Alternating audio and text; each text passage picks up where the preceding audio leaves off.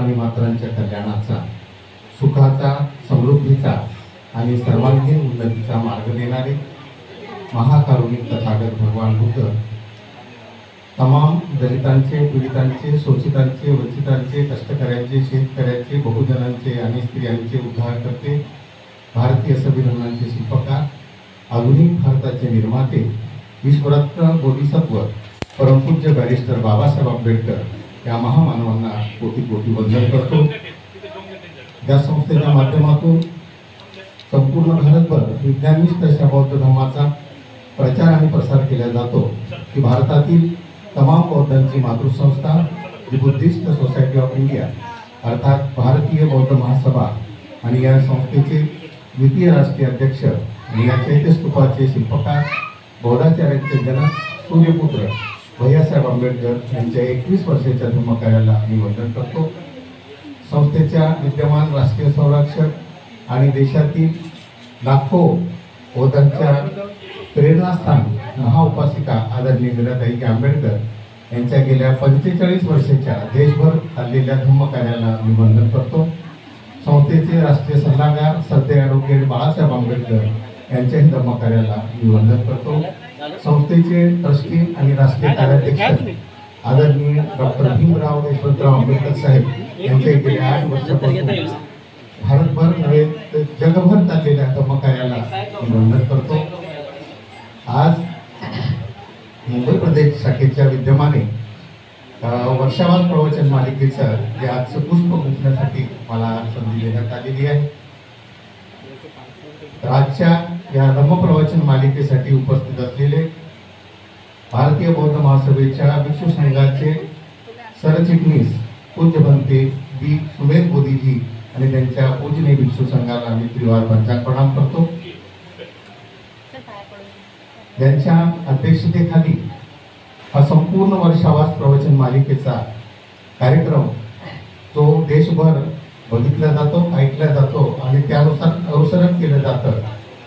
ते मुंबई प्रदेशचे संस्कार विभागाचे प्रमुख आणि मुंबई प्रदेशचे उपाध्यक्ष आणि या प्रवचन मालिकेचे सन्माननीय अध्यक्ष आदरणीय विलासराव ढोबळे गुरुजी, आजच्या या धम्मप्रवचनाला विशेष करून उपस्थित असलेल्या केंद्रीय महिला विभागाच्या सचिव आदरणीय भारतीताई शिराळ, महाराष्ट्र राज्याचे सन्माननीय कोषाध्यक्ष आदरणीय विजय कांबळे गुरुजी, या मुंबई प्रदेशचे ऊर्जावान महामंत्री आदरणीय रवींद्र गवई साहेब, मुंबई प्रदेशचे प्रचार आणि पर्यटनाचे उपाध्यक्ष आदरणीय सुनील बनसोडे गुरुजी,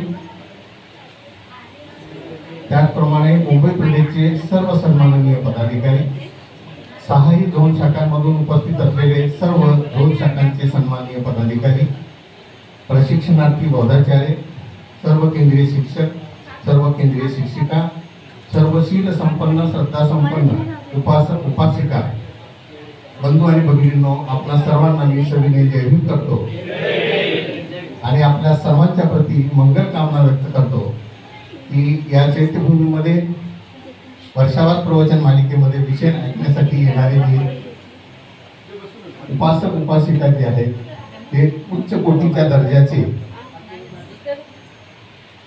अशा अभ्यासक आणि जाणकार अशा प्रकारचे श्रोते इथे उपस्थित असतात। त्यामुळे मी आपल्या सर्वांचं हार्दिक अभिनंदन करतो आणि आपल्याला हार्दिक शुभेच्छा देतो।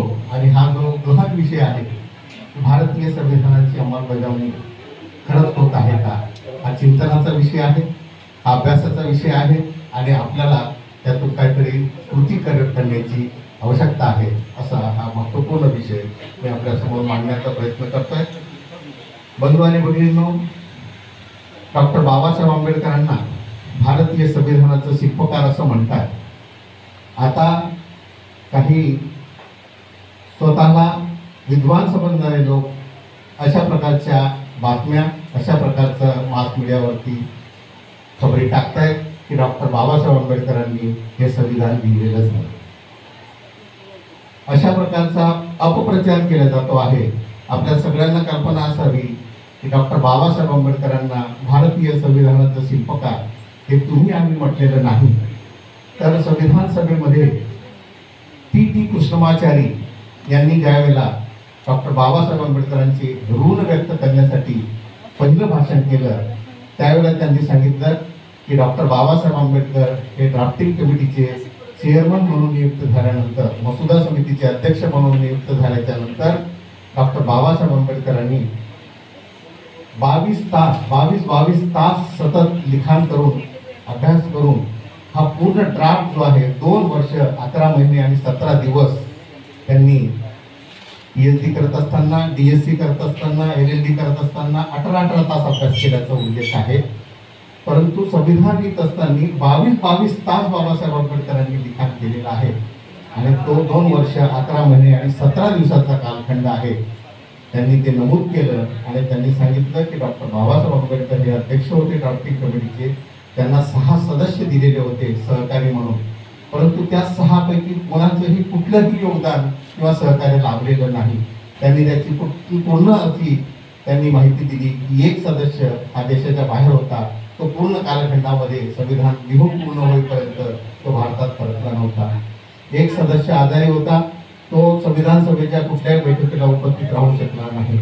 एक सदस्य आपल्या राज्यामधल्या जे काही राजकारणामध्ये गुंतलेला होता, तिथे तो येऊ शकलेला नाही. आणि अशा प्रकारे हे जे 6 सदस्य जे दिलेले होते त्यापैकी कुणाचंही योगदान डॉक्टर बाबासाहेब आंबेडकरांना लाभू शकलेलं नाही.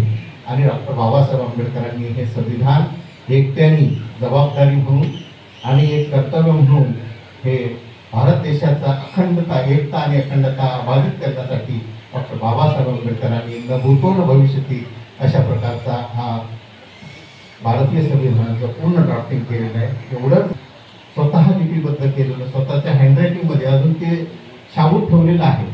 7 कुलपाच्या आतमध्ये, म्हणजे 7 रूम आहेत, एक त्याच्या आतमध्ये, दुसरी त्याच्या आतमध्ये, तिसरी त्याच्या आतमध्ये, चौथी, असं 7 बंदिस्त खोलीच्या आतमध्ये बाबासाहेब आंबेडकरांनी लिहिलेलं जे संविधान आहे, हँड रिटन कॉपी जी आहे ती ठेवण्यात आलेली आहे, अजूनही सुरक्षित ठेवण्यात आलेली आहे.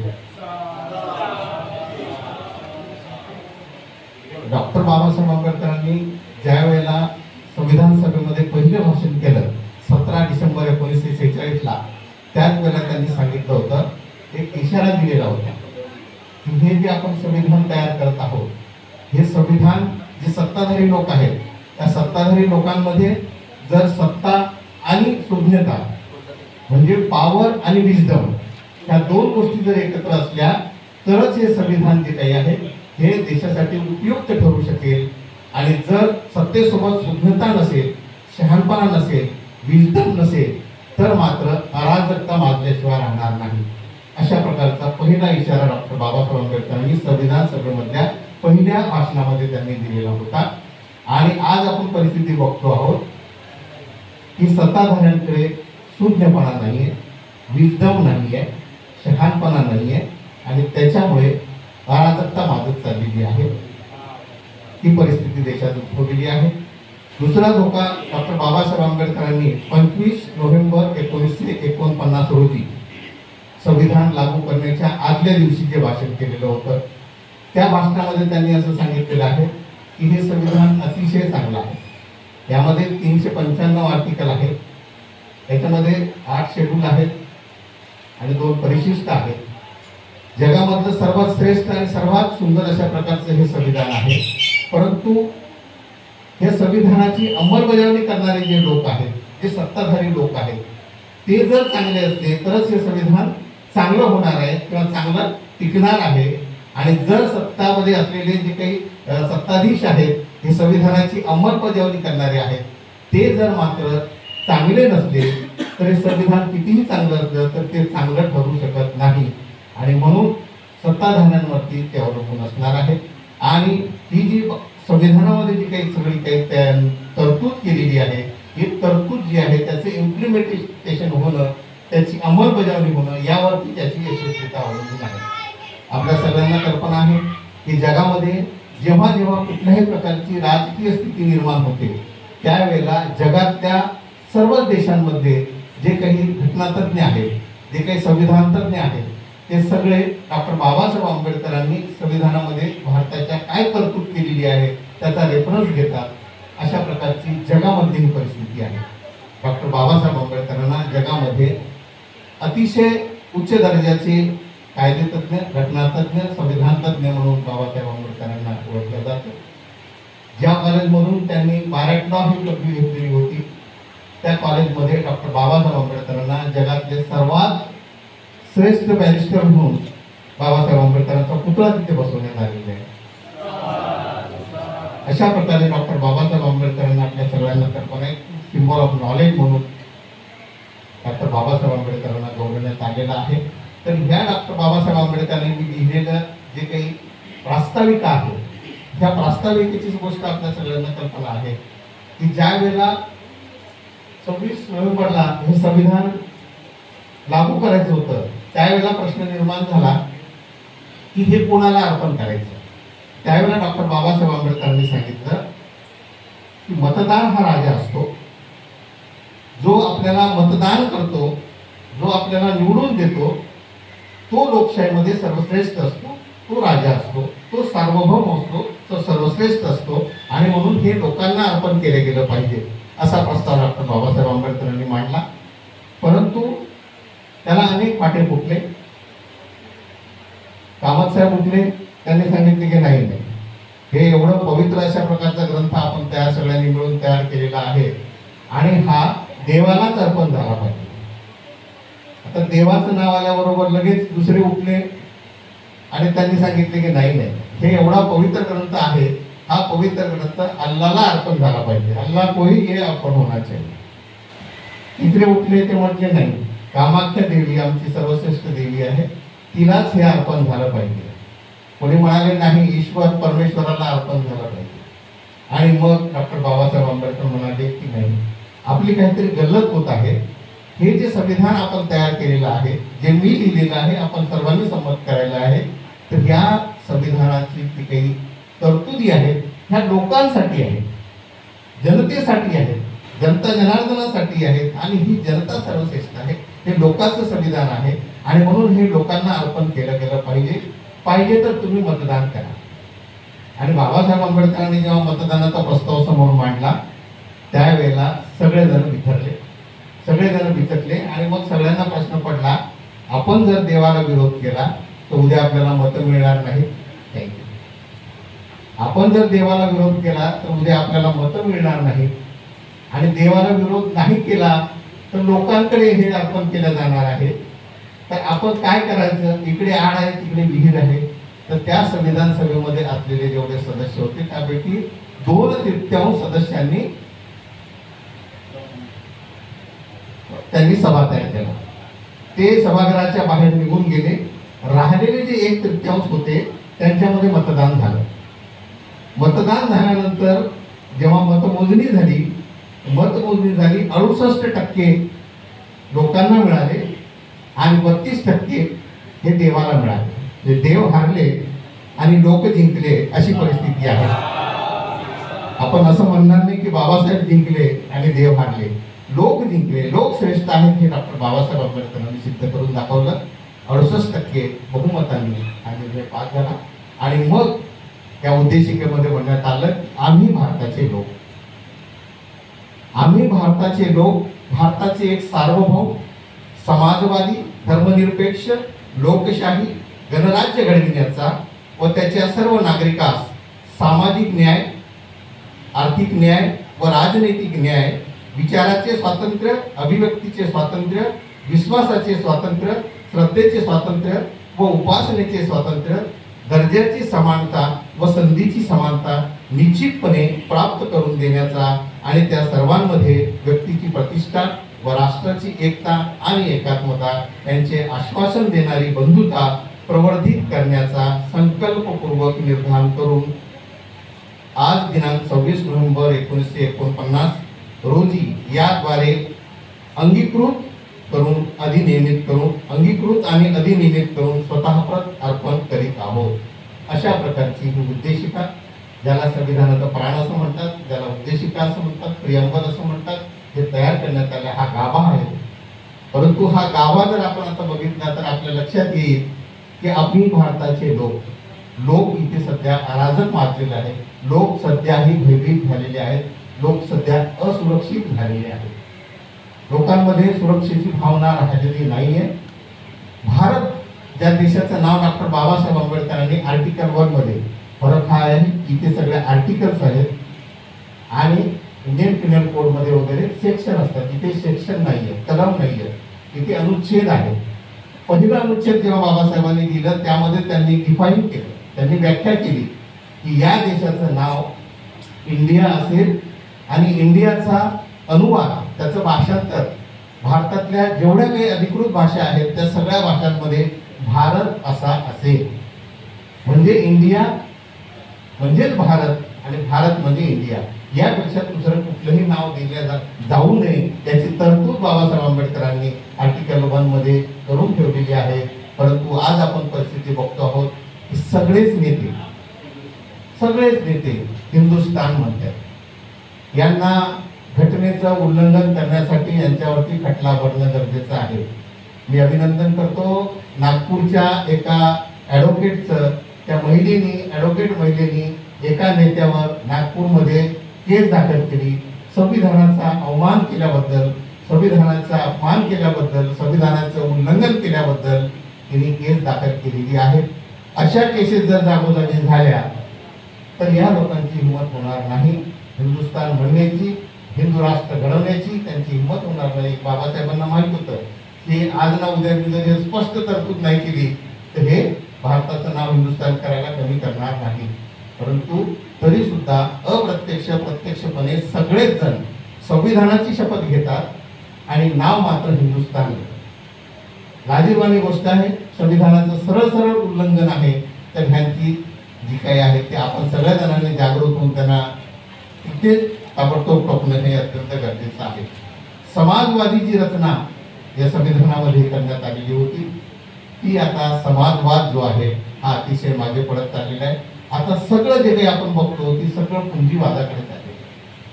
जे काही अडाणी असतील, अंबानी असतील, जे काही पुंजीवादी आहेत त्यांच्या धार्जिने असलेले सगळे कायदे आणि नियम आणि सगळ्या तरतुदी केल्या जात आहेत. समाजवाद जो आहे हा मागे पडत चाललेला आहे.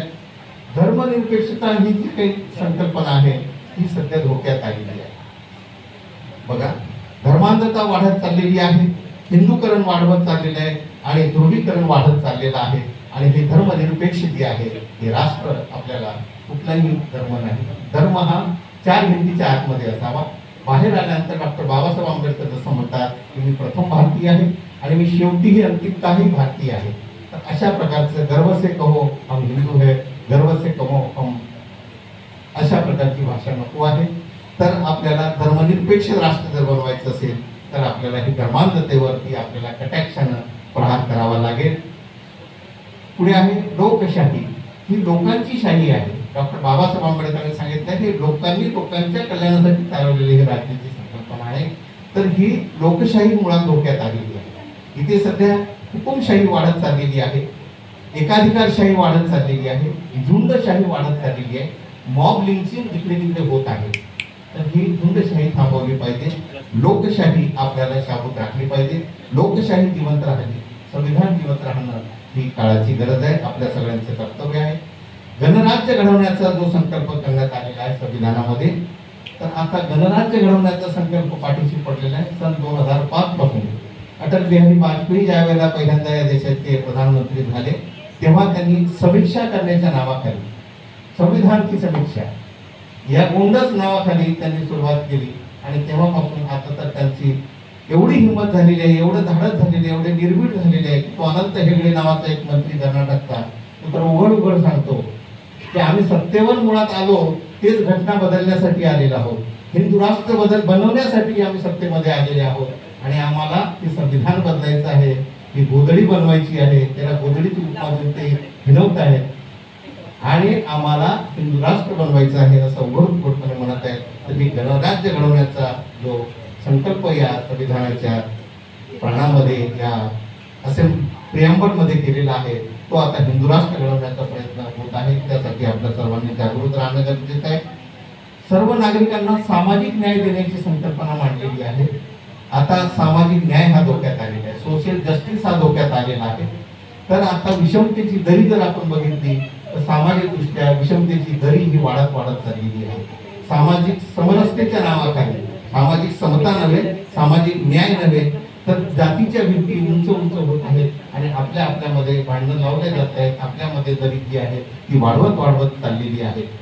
आर्थिक न्याय देण्याचा संकल्प या संविधानामध्ये केल्यात आलेला आहे. तर आर्थिक न्याय हा धोक्यात आलेला आहे. आपल्या सगळ्यांना कल्पना आहे की या देशाची जेवढी काही संपत्ती आहे त्याचा 95% हिस्सा 5% लोकांकडे आहे. 5% या देशाचे लोक असे आहेत की जे अब्जाधीश आहेत, त्यांच्याकडे करोडो नाही अब्जाधीश रुपयांची त्यांची मालमत्ता आहे, प्रॉपर्टी आहे आणि 95% लोकांकडे 5% संपत्ती आहे. आर्थिक सुबत्ता जी आहे, आर्थिक दरी जी आहे, आर्थिक समानतेची जी, आर्थिक न्यायाची जी संकल्पना मांडलेली आहे ती पूर्णतः धुळीत मिळालेली आहे. आणि आज अशी परिस्थिती आहे की देशातले सगळे कॉन्ट्रॅक्ट, सगळे ठेके हे विशिष्ट अशा प्रकारच्या या अब्जापती लोकांना दिल्या जात आहेत. सगळे धोरणं जे आहेत ते पुंजीवादी आणि अब्जावधी लोकांसाठी केल्या जात आहे. म्हणून ही श्रीमंती आणि गरिबीची दरी जी आहे ही वाढत आणि वाढतच चाललेली आहे. राजनैतिक न्याय देण्याची संकल्पना संविधानामध्ये मांडलेली आहे. राजनैतिक न्यायाला आपण परिस्थिती बघतो आहोत. निवडून आल्यानंतर त्यांच्याकडे मताधिक्य असताना सुद्धा, बहुमत असताना सुद्धा आमदार विकत घेतले जातात आणि तिथे पक्षबदल केला जातो. ईव्हीएमच्या माध्यमातून तिथे भ्रष्टाचार केला जातो. मतं जी आहेत, कुणालाही मत दिलं ते कमळालाच जातं, अशी व्यवस्था ईव्हीएमच्या मशीन मध्ये करण्यात आलेली आहे. तर हा राजनैतिक न्याय देण्याची जी संकल्पना मांडलेली आहे या संविधानकर्त्यांनी, तर तिला कुठेतरी तिलांजली देण्यात येत आहे. आणि हे जे काही आईस म्हणून आहे, ICE इन्कम टॅक्सची धाड, जो कोणी येत नाही त्याच्यावरती इन्कम टॅक्सची धाड टाकायची. सी म्हणजे CBIची धाड टाकायची आणि E म्हणजे EDची धाड टाकायची. तर हे आईस हे झालेलं आहे, तर ह्याचा प्रयोग केला जातो. ह्या ज्या संविधानिक संस्था आहेत, ह्या संविधानिक संस्थांना संविधानकर्त्यांनी स्वतंत्र अस्तित्व दिलं होतं. त्यांचं स्वातंत्र्य टिकून ठेवलं पाहिजे, तरच ते निरपेक्षपणे काम करू शकतील आणि न्याय देऊ शकतील, संविधानाची अंमलबजावणी करू शकतील. परंतु आता ही परिस्थिती तशी राहिलेली नाहीये. तर राजनैतिक न्याय हा धुळीत मिळत चाललेला आहे. विचाराचं स्वातंत्र्य देण्याची इथे वचन दिलेलं आहे. विचाराचं स्वातंत्र्य जर आता आपण बघितलं तर तुम्ही काय विचार व्यक्त केले, कोणी जर बोलला की लगेच त्याला देशद्रोहाचा गुन्हा टाकण्यात येतो. अनेक पत्रकार, अनेक जाणते लोक आता सध्या तोंडाला कुरूप लावून बसलेले आहेत. संविधानामध्ये तरतूद आहे, कायद्यामध्ये तरतूद आहे, परंतु विचार मांडण्याचं स्वातंत्र्य नाहीये. बोलला की लगेच तो देशद्रोही होतो, बोलला की तो लगेच अंधभक्त जे आहे हे अंधभक्त लगेच त्याच्यावरती तुटून पडतात. अभिव्यक्तीचं स्वातंत्र्य देण्यात आलेलं आहे. तुम्हाला जसं वाटतं तसं तुम्हाला लिहिण्याचा अधिकार आहे, व्यक्त करण्याचा अधिकार आहे, बोलण्याचा अधिकार आहे. आता जर तुम्ही मास मीडियावरती कुठल्याही प्रकारच्या व्हॉट्सअपवरती किंवा कुठल्याही मीडियावरती जर कुठल्याही प्रकारचा असा मजकूर टाकला तर ताबडतोब ह्या मंत्र्या संत्र्यांची जे काही PN आणि बसलेली मंडळी आहे, ताबडतोब तुम्हाला फोन येईल की माफी मागा, अन्यथा तुमच्यावरती कार्यवाही करण्यात येईल, तुमच्यावरती ED, CD आणि हे काय असेल ते टाकण्यात येईल, अन्यथा तुमच्यावरती केस करण्यात येईल. तर ही परिस्थिती जी आहे, अभिव्यक्ती स्वातंत्र्याची गळचेपी चाललेली आहे. इथे आपल्याला सतर्क राहणं गरजेचं आहे. विश्वासाचं स्वातंत्र्य देण्याची हमी दिलेली आहे. विश्वासाचं स्वातंत्र्य याचा अर्थ की प्रत्येकाला एकमेकांवरती विश्वास वाटला पाहिजे. बंधू आपल्यामध्ये एकमेकांमध्ये ट्रस्ट निर्माण झाली पाहिजे, विश्वास निर्माण झाला पाहिजे. परंतु परिस्थिती अशी आहे की सध्या अविश्वासाचं सगळीकडे वातावरण निर्माण झालेलं आहे, अराजकता निर्माण झालेली आहे सगळीकडे. श्रद्धेचं स्वातंत्र्य देण्यात आले. तुम्हाला जसं वाटतं त्या तुमच्या श्रद्धेप्रमाणे तुम्ही जे काही आहे ते स्वातंत्र्यपणे तुम्ही करू शकता. परंतु श्रद्धेच्या जागी आता श्रद्धेचा धोक्यात आलेली आहे आणि त्याला आता असहिष्णुतेचं रूप आहे. श्रद्धेच्या जागी असहिष्णुता आलेली आहे. अखलाकची परिस्थिती आपल्या सगळ्यांना माहिती आहे. त्याच्याकडे गोमांस होता अशा प्रकारचा आरोप करून त्याच्यावरती हल्ला करण्यात आला, त्याचा जीव घेण्यात आला. ही असहिष्णुता वाढत चाललेली आहे. तुमचं आहे उपासनेचे स्वातंत्र्य. जी काही उपासना आहे, आपल्याला जे जे काही वाटतं, जे काही आपल्याला श्रद्धास्थान आहे, त्या श्रद्धास्थानाची उपासना करण्याचा आपल्याला पूर्ण स्वातंत्र्य संविधानामध्ये दिलेलं आहे. परंतु त्याचा हल्ली उपहास केला जातो आहे, अहिंसेची थट्टा केली जाते. आपल्या सगळ्यांना कल्पना आहे, बुद्ध पौर्णिमेच्या दिवशी नेमकं पोखरणमध्ये जे काही अणुबॉम्बची चाचणी केल्या जाते त्यासाठी दिवस निवडला जातो बुद्ध पौर्णिमेचा, बुद्ध जयंतीचा. आणि भगवान बुद्धांची जे विश्वगुरु आहेत, द मेकर ऑफ युनिवर्स म्हणून ज्यांचं नाव लौकिक आहे जगभरामध्ये, ज्यांचा धर्म जगाच्या कानाकोपऱ्यापर्यंत पोहोचलेला आहे, त्या विश्वगुरूच्या जयंतीच्या दिवशी अणुबॉम्ब चाचणी केल्या जाते आणि बुद्ध हसला म्हणून थट्टा केल्या जाते, अहिंसेची थट्टा केल्या जाते, बुद्ध हसला. ही जी परिस्थिती आहे, ही परिस्थिती उपासनेची थट्टा करणारी आहे. दर्जाची समानता देण्याचा इथे आश्वासन दिलेलं आहे. तर दर्जाची समानता आहे का? दर्जा, सगळ्या जणांना दर्जाची समानता मिळाली पाहिजे. आता परिस्थिती अशी आहे की बोनस असं नाव दिलेलं आहे, LPG, liberalisation, privatisation, globalisation, bonus असं नाव दिलेलं आहे. आउटसोर्सिंग केलेलं आहे. आउटसोर्सिंगच्या नावाखाली तुम्हाला समानता दर्जाची देण्यात येत नाही, कारण तुम्हाला सगळ्या प्रकारचं आउटसोर्सिंग करण्यात आलेलं आहे. आता सगळे जेवढे काही आहे ठेकेदार पद्धती, कॉन्ट्रॅक्ट पद्धती जिकडे तिकडे देशभरामध्ये लागू करण्यात आलेली आहे. संधीची समानता, प्रत्येकाला समान संधी मिळाली पाहिजे. आहे का संधीची समानता? नाही आहे. संधीची समानते जर म्हटलं तर इथे जशा लोकांना संविधानाच्या माध्यमातून मिळणारं जे काही रिझर्वेशन आहे, आरक्षण आहे, रिप्रेझेंटेशन आहे, त्याच्या माध्यमातून काही लोकांना नोकरी मिळाल्या. काही लोक ज्या वेळेला समाजामध्ये प्रतिष्ठित जीवन जगायला लागले तेव्हा त्यांच्या पोटात दुखायला लागलं आणि 1990 पासून त्यांनी हे झिरो बजेट सुरू केलं. झिरो बजेट म्हणजे आपल्याला झिरो बजेटचा अर्थ असा आहे की नवीन रिक्रुटमेंटला कुठल्या प्रकारचं बजेट नाही, नवीन रिक्रुटमेंट नाही. झिरो बजेट आल्यामुळे झालं काय, जिथे 10 जण होते तिथे आता एकच जण आहे, जिथे 20 जण होते तिथे 2च जण आहे. म्हणजे रिक्रुटमेंट नवीन करायची नाही, रिटायर्ड झालेल्या माणसाच्या जागेवर दुसरा कोणी द्यायचा नाही. जो आहे त्यालाच ते काम करायला सांगायचं आणि त्याने काम केलं नसेल आणि तो जर आपल्या समाजाचा असेल तर त्याला मग तुम्ही काम सक्षम नाही आहेत, कार्यक्षम नाही आहेत, इनएफिशियंट आहेत म्हणून त्याच्यावरती शिस्तभंगाची कारवाई करायची, डिसिप्लिनरी ऍक्शनची कारवाई करायची. तर अशा प्रकारे खाऊजा नावाचं धोरण त्यांनी सुरू केलेलं आहे. खाऊजाचा अर्थ आहे खाजगीकरण, उदारीकरण आणि जागतिकीकरण.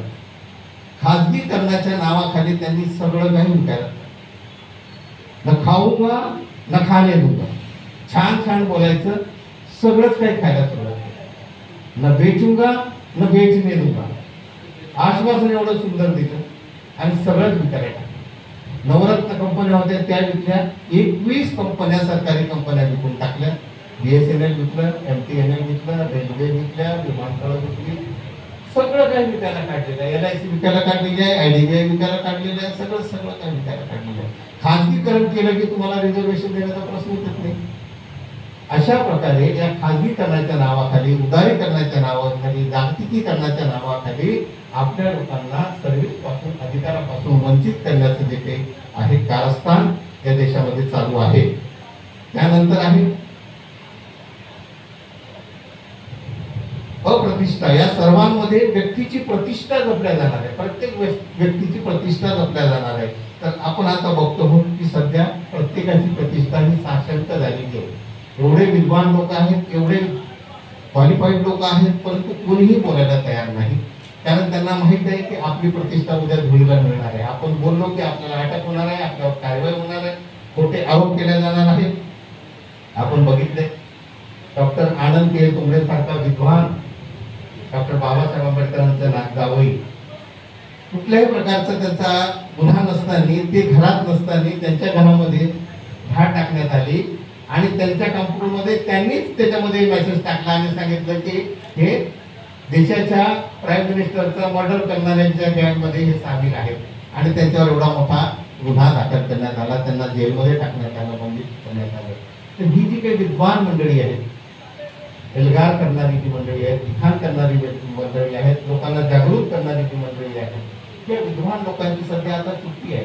त्यांना माहित आहे की आपण जर काही बोललो, आपण जर काही व्यक्त झालो, आपण जर काही लिखाण केलं, आपण जर काही समजा भाषणाच्या माध्यमातून मांडलं तर आपली प्रतिष्ठा धुळीला मिळणार आहे. कारण ते लगेच उद्या आपल्याला देशद्रोही म्हणून आणि नको ते आरोप करून, नको ते कायद्याच्या अंतर्गत आपल्याला अटक करून आपल्याला जेलमध्ये सडवणार आहेत, आपलं आयुष्य जे आहे ते बर्बाद करणार आहेत. अशी जी काही साशंकता, अप्रतिष्ठा या समाजामध्ये निर्माण झालेली आहे.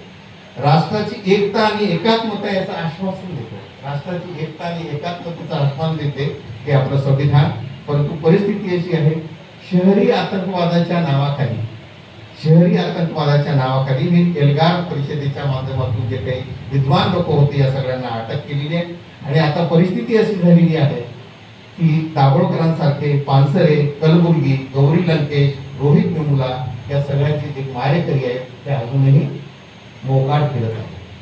म्हणजे अशा प्रकारचं वातावरण निर्माण केलेलं आहे की तुम्ही जर बोललात तर तुमचा कलबुर्गी होईल, तुमचा पानसरे होईल आणि तुमचा दाभोळकर होईल अशी सरळ सरळ धमकी दिल्या जाते. आणि मारणारे जे सनातनी आहेत हे मोकाटपणे अगदी बिनदिक्कतपणे फिरत आहेत. अशी परिस्थिती आहे. घर घर तिरंगा, हर घर तिरंगा म्हणणारी जी परिस्थिती आहे, ज्यांचे असे अनेक कुटुंब आहेत त्यांना ना घर आहे ना ठिकाण आहे, त्या लोकांसाठी कुठल्या प्रकारची योजना नाही. सगळे भावनिक कार्यक्रम राबवण्याचा कार्यक्रम चाललेला आहे.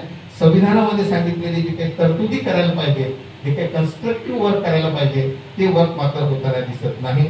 आणि आपल्याला बंधुता प्रवर्धित करण्याचा यामध्ये आश्वासन दिलेलं आहे. बंधुभाव सध्या डोक्यात आलेला आहे. बंधुत्वाचं नातं इथे जोपासलं जात नाहीये असं दिसून येते आहे.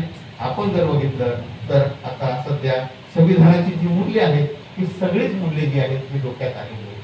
त्याचं कारण असं आहे की जी काही अॅट्रॉसिटी ऍक्ट आहे तो ज्यामध्ये आपल्याला अन्याय प्रतिबंधक, अत्याचार प्रतिबंधक जो काही कायदा आहे, अॅट्रॉसिटी ऍक्ट आहे, त्यालाच कमजोर केलं जात आहे. हे जी काही वाद आहे हा, म्हणजे जो अन्याय करणाऱ्याला, अत्याचार करणाऱ्याला प्रतिबंध करण्याचं काम हा कायदा करत होता त्याचीच आता दात पाडण्याचं काम चाललेलं आहे. आणि अशी ही भयानक परिस्थिती आहे. हे संविधान डोक्यात आलेलं आहे. कारण संविधानाची प्रत जी आहे दिल्लीमध्ये, स्वतः संसद भवनाच्या बाजूला दिल्लीमध्ये या संविधानाची प्रत उघड जाळण्यात आली. आणि तिथे पोलीस असताना सुद्धा पोलिसांनी केवळ मूक आणि बधीर अशा बधिरांची भूमिका घेतलेली आहे.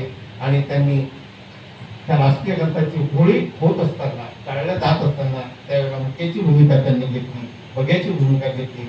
अशा प्रकारे संविधान डोक्यात आलेलं आहे. आता त्यांना शिक्षा झालेली आहे, त्यांना देशद्रोहाचा करार लावण्यात आलेला आहे. आणि कोणीही याच्या पुढे संविधानाची प्रत किंवा संविधान जाणणार नाही. संविधान आपला राष्ट्रीय ग्रंथ आहे, या देशाचा सर्वश्रेष्ठ ग्रंथ आहे, अशा प्रकारचा निर्णय सुप्रीम कोर्टाने दिलेला आहे. परंतु अजूनही या संविधानाला जाणण्याची भाषा करणारे अनेक जे काही आहेत मनवादी आणि सनातनवादी जे लोक आहेत ते आहेत. सुषमा स्वराज नावाची परराष्ट्र मंत्री होती, तिने त्यावेळेला वाच्यता केली की या देशाचा जो राष्ट्रीय ग्रंथ आहे तो भगवद्गीता आहे, तो भारतीय संविधान नाही आहे. परंतु तुम्ही आम्हा सर्व जागरूक जेवढे काही आंबेडकरवादी आहेत देशभरामध्ये त्यांनी त्यावेळेला उठाव केला आणि तिचा जाहीर निषेध केला. आणि सगळे लोक जेव्हा रस्त्यावर उतरले त्यावेळेला स्वतः प्रधानमंत्री नरेंद्र मोदींना येऊन जाहीर करावं लागलं की नाही ही गोष्ट चुकीची आहे. ते खडा टाकून बघतात, तुम्ही किती जागरूक आहात, तुम्ही किती सतर्क आहात, तुम्ही किती रस्त्यावर उतरण्याची, तुमचं संघर्ष करण्याची किती तयारी आहे याची तपासणी करतात. आणि मग जेव्हा समजलं की सगळे बाबासाहेबांचे लाखो अनुयायी रस्त्यावर जेव्हा उतरले त्यावेळेला त्यांनी जाहीर केलं की नाही, की या भारत देशाचा जो राष्ट्रीय ग्रंथ आहे तो केवळ आणि केवळ भारतीय संविधान आहे. आणि तेव्हापासून आता या देशाच्या राष्ट्रीय ग्रंथ म्हणून भारतीय संविधानाकडे बघितलं जातं. परंतु त्यांची रीत अशी आहे, त्यांची नीती कूटनीती अशी आहे की भारतीय संविधान पूर्णतः बदलायचं आहे ते संविधान कुठल्याही प्रकारचं लागू करायचं नाहीये. त्यांनी नवीन संविधान तयार केलेलं आहे. त्या संविधानाच्या प्रती सगळ्या व्हॉट्सअपवरती, सोशल मीडियावरती आलेल्या आहेत. आणि त्यामध्ये चातुर्वर्ण्य पद्धतीचं संविधान त्यांनी लागू करण्याचा पूर्णतः त्यांची तयारी झालेली आहे. आता सध्या परिस्थिती अशी आहे की ज्या काही राष्ट्रीय संस्था आहेत ह्या सगळ्या धोक्यात आलेल्या आहेत. जर पहिले जर आपण बघितलं तर युनियन पब्लिक सर्व्हिस कमिशन जे आहे, ज्याच्या माध्यमातून IAS होतात, IPS होतात, ICS होतात, IFS होतात, हे सगळे जे काही क्लास 1 सुपर क्लास 1 ऑफिसर घडवणारी जी युनियन पब्लिक सर्व्हिस कमिशन आहे, म्हणजे संघ लोकसेवा आयोग आहे, हे संघ लोकसेवा आयोगाला आता लॅटरल पॉलिसीमध्ये त्याच्यामध्ये रूपांतरित केलेलं आहे. आता जे काही प्रायव्हेट कंपन्यांचे जे CEO आहेत त्यांना डायरेक्ट कुठल्याही प्रकारच्या IASच्या परीक्षेला न बसता डायरेक्ट त्यांना रिक्रूट करण्यात येत आहे. आणि त्यांना डायरेक्ट दिल्लीच्या म्हणजे केंद्रीय मंत्रालयामध्ये त्यांना सेक्रेटरी म्हणून नियुक्त केल्या जात आहे. सध्याचे जे लोकसभेचे अध्यक्ष आहेत बिर्लाजी, त्यांची मुलगी सुद्धा आता अशाच पद्धतीने सेक्रेटरी झालेली आहे. डायरेक्ट कुठल्या प्रकारची यूपीएससीची परीक्षा नाही, कुठल्याही प्रकारचे क्वालिफिकेशन नाही, कुठल्या प्रकारचा इंटरव्ह्यू, डायरेक्ट रिक्रुटमेंटची तयारी केलेली आहे. म्हणजे किती धोका आहे ह्याच्याकडे राष्ट्रीय संस्था ज्या संविधानाच्या माध्यमातून तयार केलेल्या आहेत ते किती धोक्यात आलेल्या आपल्याला कल्पना येईल. रिझर्व्ह बँक ऑफ इंडिया जी आहे, डॉक्टर बाबासाहेब आंबेडकरांना रिझर्व्ह बँक ऑफ इंडियाचा शिल्पकार असं म्हणतात, कारण डॉक्टर बाबासाहेब आंबेडकरांचा जो ग्रंथ आहे problem of rupees, its origin and it's solution, या ग्रंथाच्या आधारावर डॉक्टर बाबासाहेब आंबेडकरांच्या ग्रंथाच्या आधारावर या भारतीय रिझर्व्ह बँकेची स्थापना झालेली आहे. म्हणून आता सगळेजण जगभर, भारतभर, जगभर सगळेजण डॉक्टर बाबासाहेब आंबेडकरांना रिझर्व्ह बँकेचे शिल्पकार असं म्हणतात. या रिझर्व्ह बँकेची, बँकांची बँक रिझर्व्ह बँक आहे, त्यामध्ये 1,70,000 करोड रुपये जो रिझर्व्ह फंड असतो तो रिझर्व्ह फंड काढून घेण्यात आलेला आहे. किती भयानक परिस्थिती आहे, म्हणजे या देशाची आर्थिक परिस्थिती खिळखिळी करण्याचं जे कारस्थान आहे ते सत्ताधारी सध्या करत आहेत. आपल्याला जागरूक राहणं अत्यंत गरजेचं आहे. UGC म्हणून जी आहे, युनिव्हर्सिटी ग्रँट कमिशन जे आहे, त्याच्या माध्यमातून नेट सीट नावाच्या परीक्षा पास होतात आणि जेवढे काही प्रोफेसर्स आहेत विद्यापीठांमध्ये, कॉलेजेसमध्ये, तर त्यांचे रिक्रुटमेंट केलं जाते. तर ह्या UGC ची परिस्थिती आता अशी झालेली आहे की त्याच्या ऐवजी आता दुसरी संस्था निर्माण केलेली आहे आणि आता नेट आणि सेटची आवश्यकता नाही, परस्पर रिक्रुटमेंट करणारे जे काही त्याच्या भरतीचा वाद आहे तो आता सुरू झालेला आहे. IIT जी आहे, आमचे आदरणीय रवींद्र गवळी साहेब IIT मध्ये आहेत. इंडियन इन्स्टिट्यूट ऑफ टेक्नॉलॉजी ही जी संस्था आहे देशातली सर्वश्रेष्ठ बुद्धिमान लोकांची, अगदी विद्वान लोकांची अशा प्रकारची ही संस्था आहे. परंतु हे IIT सुद्धा आता प्रायव्हेटायझेशनच्या मार्गावर चाललेली आहे आणि IITच्या सारखं त्यांनी नवीन शिक्षण संस्था जी काही रिलायन्सनी काढलेली आहे तिला त्यांनी करोडो रुपयाची ग्रँट दिलेली आहे. शिक्षण संस्था स्थापन झाल्याबरोबर कुठल्याही प्रकारचं कार्य नसताना हजारो करोड रुपयाची ग्रँट दिली जाते. अशा प्रकारची सध्या परिस्थिती आलेली आहे. त्यानंतर योजना आयोग जो आहे, हे योजना आयोग आता नीती आयोग करण्यात आलेला आहे. बाबासाहेब आंबेडकरांनी म्हटलं होतं की मला योजना आयोगावर काम करायचं आहे. योजना आयोग म्हणजे देशातल्या जेवढ्या काही सगळ्या योजना असतात हे योजना आयोग ठरवते कुठल्या योजनांना मान्यता द्यायची, कुठल्या योजनेला किती फंड द्यायचे, किती त्याच्यामध्ये प्रोव्हिजन करायचं आहे. परंतु आता ही योजना आयोगच डोक्यात आलेले आहे. त्याच्याऐवजी नीती आयोग स्थापन करण्यात आलेला आहे आणि त्याच्या माध्यमातून जे काय चाललेलं आहे ते कुठल्याही प्रकारचं बाहेर येत नाही, अशा परिस्थिती आहे.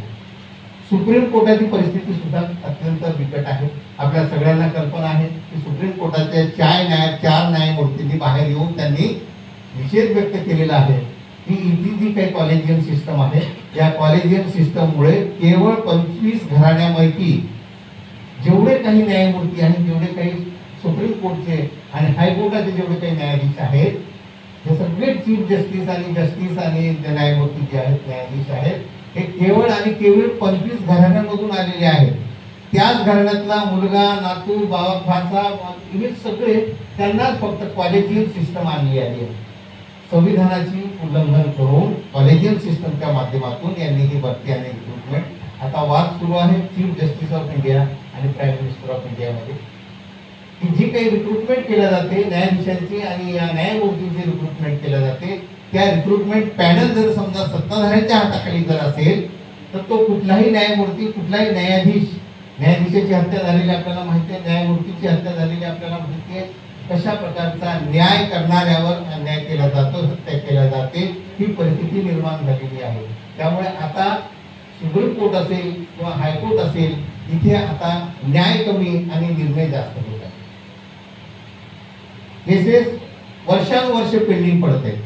असं म्हणतात justice delayed is justice denied, म्हणजे न्याय प्रलंबित करणे, न्याय लांबवणे म्हणजे न्याय नाकारणे असा त्याचा अर्थ होतो. हीच परिस्थिती आज देशभर चाललेली आहे. आता आपण आर्टिकल वाईज काही थोडक्यात बघूया की आर्टिकल 13 मध्ये असं सांगितलेलं आहे की मूलभूत हक्कांशी विसंगत असलेले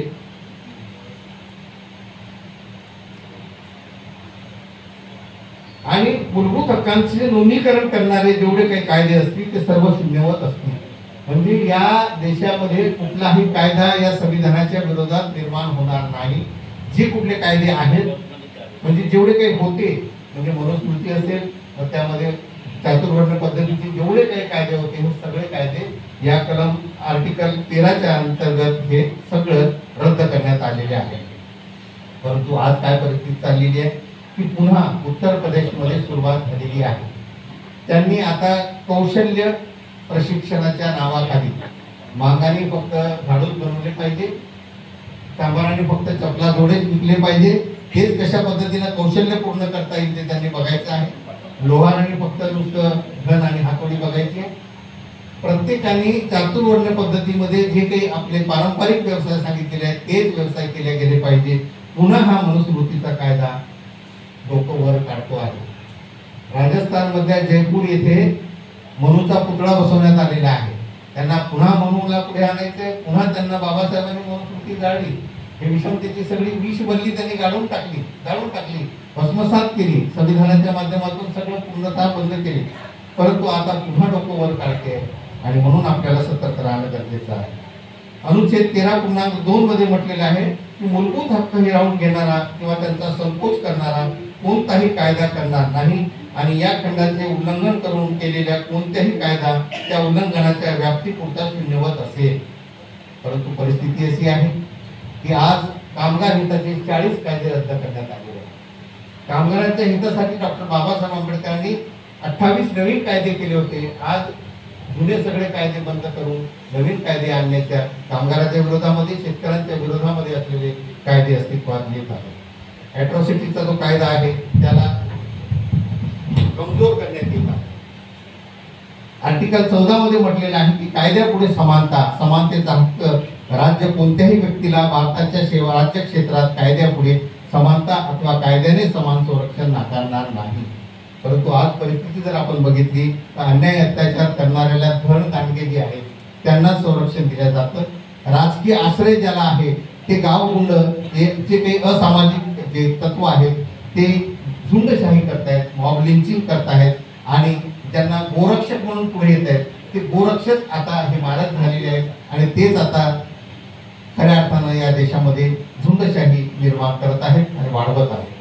अनुच्छेद 15.1 मध्ये म्हटलेलं आहे की धर्म, वंश, जात, लिंग किंवा जन्मस्थान या अथवा कोणत्याही कारणावरून भेदभाव करण्यास मनाई करण्यात येईल, भेदभाव केला जाणार नाही. परंतु आपण बघतो की भेदभाव हा पावली आपल्याला दिसून येतो आहे. धर्माच्या नावाने, जातीच्या नावाने सामान्यांचे सोडावं, राष्ट्रपतीला सुद्धा मंदिरात प्रवेश दिला जात नाही. आपण बघितले अनेक मंदिरामध्ये राष्ट्रपतीला प्रवेश दिला गेलेला नाहीये. जे काही नवीन संसद भवन तयार झालेले आहेत त्याच्या पायाभरणीला उद्घाटनाच्या कार्यक्रमाला त्यावेळेच्या राष्ट्रपतीला बोलावलं नाही.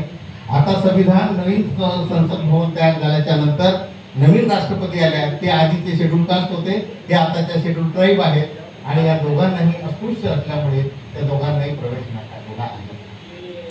सेम सेम सेम अशा परिस्थिती आहे आणि म्हणून आपली संविधानामध्ये काय तरतूद केल्यात आणि वस्तुस्थिती काय ते आपण बघतो आहोत.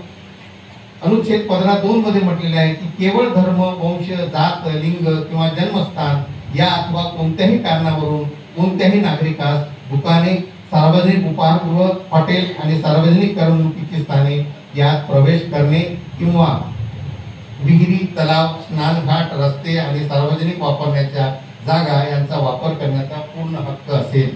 एवढा समतेचा अधिकार इथे दिलेला आहे. परंतु परिस्थिती वेगळी आहे. जागोजागी जर आपण बघितलं तर आजही गाव सोडावं लागलं आपल्या लोकांना. व्हॉट्सअपमध्ये सगळीकडे बातमी फिरलेली आहे की जे स्वाभिमानी लोक होते त्यांनी सांगितलं की आम्ही गाव सोडून जाऊ, परंतु आम्ही तडजोड करणार नाही. त्यांच्यावरती बहिष्कार टाकण्यात आला, त्यांच्यावरती कामबंदी करण्यात आली आणि अशा प्रकारची परिस्थिती अनेक जागी आपल्याला बघायला मिळते. त्यांना बहिष्कृत केलं जातं, बेरोजगार केलं जातं आणि त्यांना गाव सोडायला मजबूर केलं जातं, अशी परिस्थिती आहे. आर्टिकल 16 मध्ये म्हटलेलं आहे की सार्वजनिक सेवा योजनेच्या बाबतीमध्ये समान संधीचा हक्क सर्वांना असणार आहे. आपल्या सगळ्यांना कल्पना आहे सेवा योजन कार्यालय ज्याला एम्प्लॉयमेंट एक्सचेंज ऑफिस म्हणतात याची सुरुवातच डॉक्टर बाबासाहेब आंबेडकरांनी मजूर मंत्री असताना केलेली आहे. एम्प्लॉयमेंट एक्सचेंज सुरू केले की सगळ्यांना एम्प्लॉयमेंट मिळालं पाहिजे, सगळ्यांना रोजगार मिळाला पाहिजे. परंतु परिस्थिती अशी झालेली आहे की हे जे काही सेवा योजन कार्यालय होते त्याच्यामध्ये बसलेले जे काही अधिकारी होते त्यांच्या मेंदूलाच विकलांग झालेला होता, त्याला लकवा मारलेला होता आणि त्यांच्याकडून एकच रिपोर्ट यायचा की सक्षम उमेदवार उपलब्ध नाही. कधी त्यांनी मस्टर काढून त्यांनी बघितलेलंच नाही की किती ग्रॅज्युएट्स आहेत, किती सायन्स ग्रॅज्युएट आहेत, किती कुठले ग्रॅज्युएट आहेत, पोस्ट ग्रॅज्युएट आहेत, कधी बघायचे नाही आणि सरळ सरळ रिप्लाय द्यायचं. जिथून तिथून अध्यापक आस्थापनापासून मागणी आलेली आहे त्यांना ते तशा प्रकारचा रिपोर्ट देत होते. त्यावेळेला मला आठवते की नाशिकराव तिरपुडे ज्यावेळेला आपल्या महाराष्ट्राचे उपमुख्यमंत्री होते त्यावेळेला त्यांनी हा स्वतःच्या अधिकारामध्ये हे जे काही कॉल देण्याचा अधिकार आहे, म्हणजे जेवढ्या काही जागा निघतील त्या जागेची जशी रिक्रुटमेंटसाठी तुम्ही मागणी एम्प्लॉयमेंट एक्सचेंजकडे करता तशी आमच्या सोशल वेलफेअरकडे करा आणि आमची जी काही संघटना आहेत, रजिस्टर्ड जे काही आमच्या वेलफेअर असोसिएशन आहेत त्यांच्याकडे करा, म्हणजे तुम्हाला योग्य उमेदवार दिले जातील. आणि मग खऱ्या अर्थाने तेव्हा रिक्रुटमेंटला सुरुवात झाली. म्हणजे टक्केवारी द्यायची पण भरायचीच नाही, त्यांना कॉल पाठवायचाच नाही, त्यांना कळून द्यायचं नाही, अशी परिस्थिती आपल्या सेवा योजन कार्यालयाच्या माध्यमातून झालेली आहे. आणि आज तर आपल्याला हे सेवा योजन कार्यालय कुठे आहे त्याची आता कुठेही काही शक्यता नाही आहे. आर्टिकल 16(1) मध्ये म्हटलेलं आहे की राज्याच्या नियंत्रणाखालील कोणत्याही पदावरील सेवा योजन किंवा नियुक्ती या संबंधीच्या बाबीमध्ये सर्व नागरिकांस समान संधी असेल. परंतु आज परिस्थिती इतकी बिकट आहे, जाहिरात दिल्या जाते, खूप मोठी संख्या सांगितली जाते, अमापसी फी आकारण्यात येते, करोडो रुपये फी जमा केली जाते, परीक्षा होते आणि नंतर त्याच्यावरती अंदाधुंद झाली, त्याच्यामध्ये भ्रष्टाचार झाला म्हणून केस केला जाते आणि केस झाली, कोर्टात मॅटर गेली की ते सगळं प्रलंबित होते. रिक्रुटमेंट काही होत नाही, फक्त पैसे जमा केले जातात. आमचे सध्याचा जो सुशिक्षित वर्ग आहे तो भावी उज्ज्वल भवितव्य आहे या देशाचं, त्याच्यावरती हा घनघोर अशा प्रकारचा अन्याय केला जात आहे. आर्टिकल 17 मध्ये म्हटलंय की अस्पृश्यता नष्ट करणे, अस्पृश्यता छुआछूत नष्ट करण्यात आलेली आहे आणि तिचे कोणत्याही स्वरूपातील आचरण निषिद्ध करण्यात आले आहे. अस्पृश्यतेतून उद्भवणारी कोणतीही निसमर्थता लादणे हा कायद्यानुसार शिक्षापात्र अपराध असेल, अशा प्रकारची तरतूद आहे. परंतु परिस्थिती आपण बघितली आहे, पुण्यामध्ये काय झालं आपल्या सगळ्यांना कल्पना आहे. आजही आमचा जो काही समाज आहे तो अजूनही जो काही आमची प्रायव्हेट सफाईचं पार्ट टाइम स्वीपर ज्याला म्हणतात ते जे काही काम करतात त्यांची परिस्थिती जर आपण बघितली तर त्यांना त्यांच्यावरती ही परिस्थिती अजूनही ते महिला जो आहे तो डोक्यावरती घाण उचलतात. आजही आपण राजस्थान मधलं उदाहरण घ्या, अनेक उदाहरणं घ्या. मातीच्या मटक्याला हात लावून पाणी पिण्याचा प्रयत्न केला म्हणून शालेय विद्यार्थ्यांना मारलं, जीव जाईपर्यंत मारलं. अशा प्रकारची अजूनही छुआछूत आणि अशा प्रकारची अस्पृश्यता अजूनही आहे. अस्पृश्य महिलेच्या हातचं खायचं नाही म्हणून अस्पृश्य महिलेकडे कुठल्याही प्रकारचं स्वयंपाकाचं किंवा ते सीधा बनवण्याचं काम देण्यात येणार नाही. अशा प्रकारची तरतूद इम्प्लिमेंटेशन या देशामध्ये चालू आहे. त्यानंतर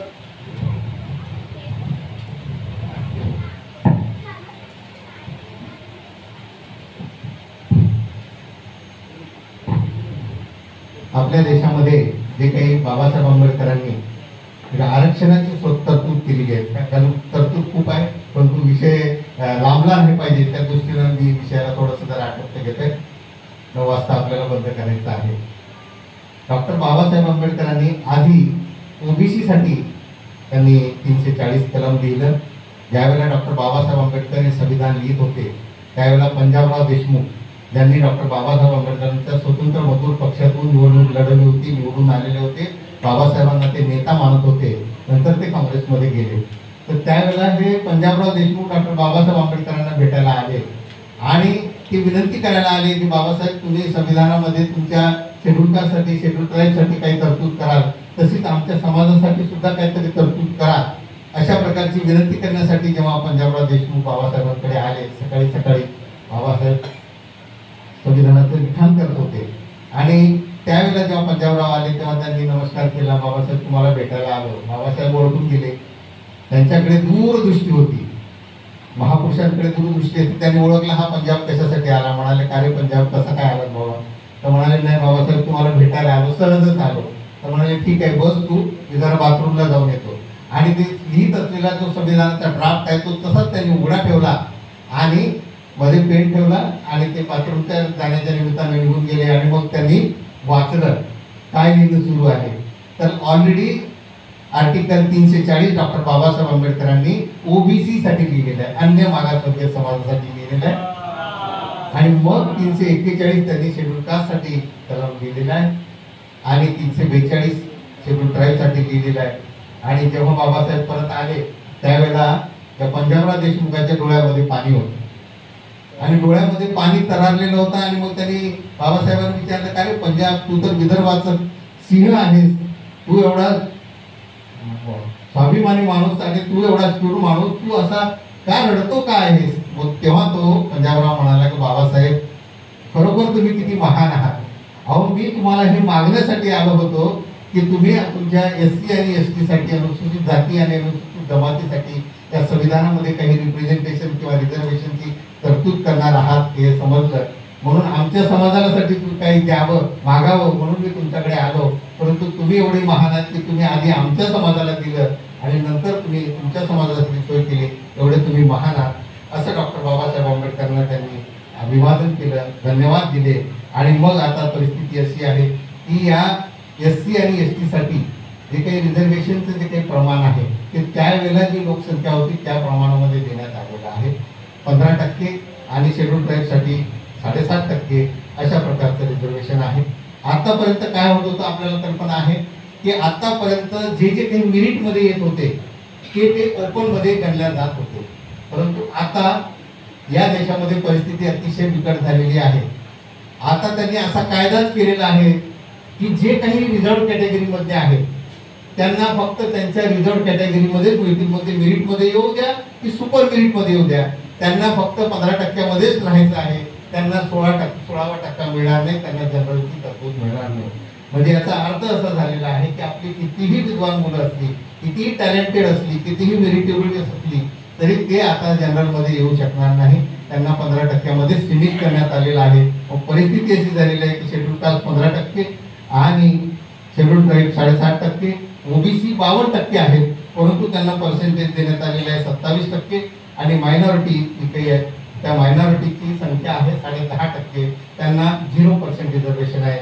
म्हणजे एकूण जे 85% लोक आहेत त्यांना 49.5% रिझर्वेशन दिलेलं आहे. आणि जे जनरलचे 15% आहेत त्यांच्यासाठी 50.5% रिझर्वेशन ठेवण्यात आलेलं आहे. अशी परिस्थिती या देशामध्ये आहे.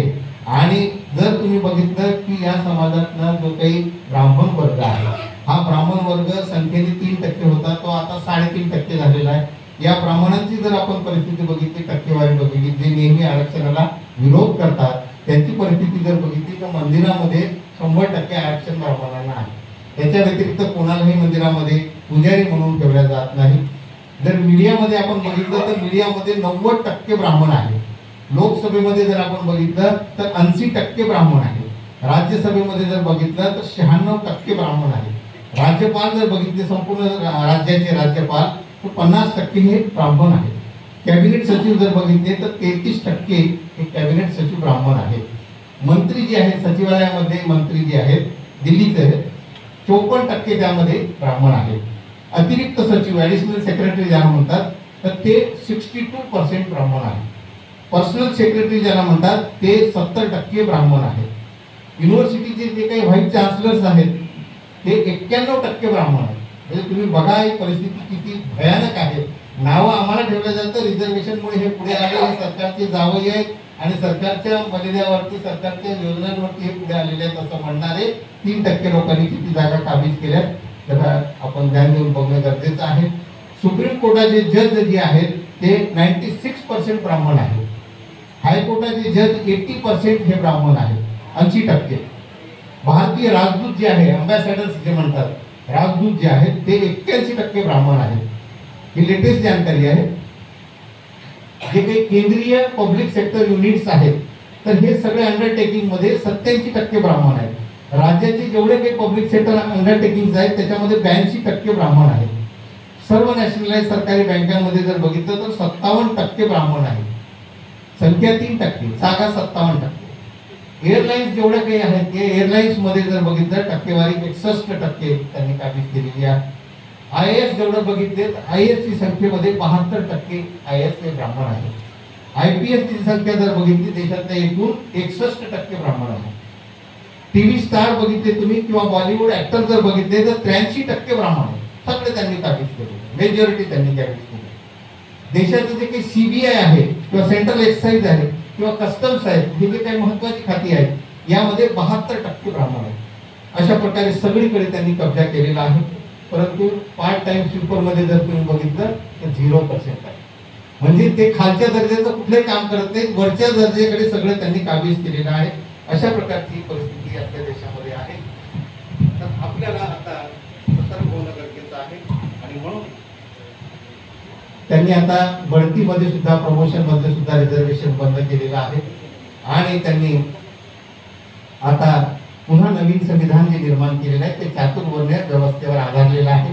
पुन्हा आपल्या गळ्यामध्ये मडकं आणि कमरेला झाडू आल्याशिवाय राहणार नाही, तोपर्यंत ते लोक शांत बसणार नाही. आणि म्हणून आता आपल्याला जास्त जागृत राहणं गरजेचं आहे, संविधान वाचवणं गरजेचं आहे. आणि ती महू आहे, महू आपल्या सगळ्यांना माहिती आहे, डॉक्टर बाबासाहेब आंबेडकरांचं जन्मस्थान, ज्याला आता आंबेडकर नगर असं म्हणतात, डॉक्टर आंबेडकर नगर. त्या महू मध्ये डॉक्टर बाबासाहेब आंबेडकरांचं जे स्मारक आहे, त्या स्मारकामध्ये विश्व हिंदू परिषदेने संपूर्ण महू मध्ये आणि इंदोर मध्ये यात्रा काढली भारतीय संविधानाची. आणि चित्रमय भारतीय संविधान त्यांनी तयार केलेलं. म्हणजे नवीन संविधान त्यांचं आहे, हिंदू संविधान तर आहेच आहे, परंतु सध्या जे आपलं संविधान जे आहे बाबासाहेबांनी दिलेलं त्याला चित्रमय भारतीय संविधान नाव दिलेलं आहे. आणि त्याच्यामध्ये 22 चित्र त्यांनी काढलेली. रामायणाचं चित्र आहे, महाभारताचं चित्र आहे, भगवद्गीतेचं चित्र आहे, सगळ्या देवांचं, सगळ्या देवींचं त्याच्यामध्ये चित्र टाकलेलं आहे. आणि त्याचं जे काही आहे ते देवीकरण आणि त्यांनी हिंदूकरण केलेलं आहे. आणि ते संविधान सगळीकडे त्यांनी कोण काढतं, RSS आणि विश्व हिंदू परिषदेच्या माध्यमातून मिरवणूक काढल्या जाते.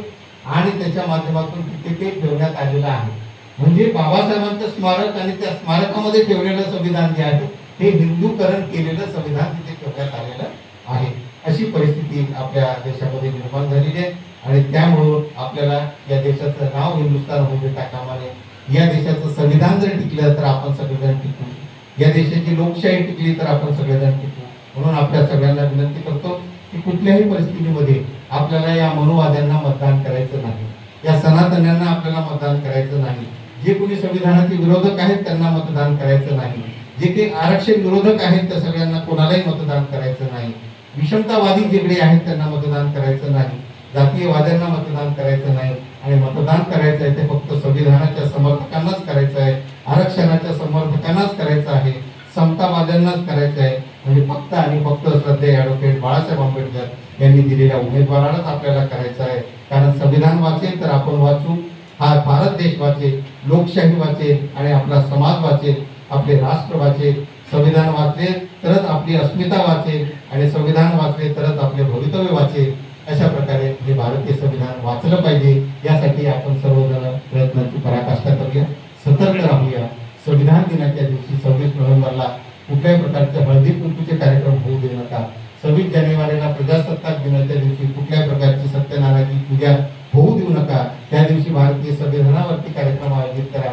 आणि बाबासाहेबांनी दिलेलं हे जे संविधान आहे यामध्ये जे काही तरतुदी आहेत, जे काही हक्क आणि अधिकार आपल्याला दिलेले आहेत, तो काही न्याय आपल्याला दिलेला आहे, तो न्याय आपल्याला अबाधित राखण्यासाठी सर्वांना जागृत करणं गरजेचं आहे.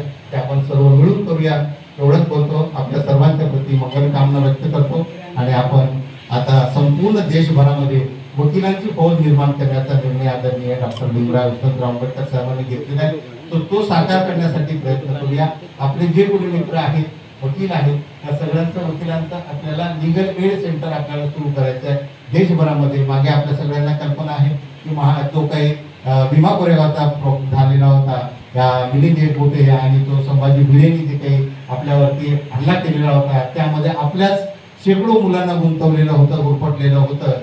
सध्या ॲडव्होकेट बाळासाहेब आंबेडकरांनी अपील केलं सगळ्या महाराष्ट्रातल्या वकिलांना, आणि शेकडो नाही हजारो वकील मोफत त्यांनी त्या सेवा दिलेली आहे. आणि त्या सर्वांना त्यांनी दोषमुक्त केलेलं आहे, सोडवलेलं आहे. आता आदरणीय भीमराव आंबेडकर साहेबांनी त्या प्रकारचं आवाहन केलेलं आहे की सगळ्या जिल्ह्यामध्ये, प्रदेशामध्ये, झोनमध्ये सगळीकडे आपल्याला लीगल पॅनल तयार करायचे आहेत आणि लोकांमध्ये संविधानाच्या बाबतीमध्ये, आपल्या हक्क आणि अधिकाराच्या बाबतीमध्ये जागरूकता निर्माण करायची. त्यासाठी आपण भारतीय बौद्ध महासभेला सहकार्य करावं एवढीच विनंती करतो आणि इथेच थांबतो. जय भीम, नमो बुद्धाय, जय संविधान.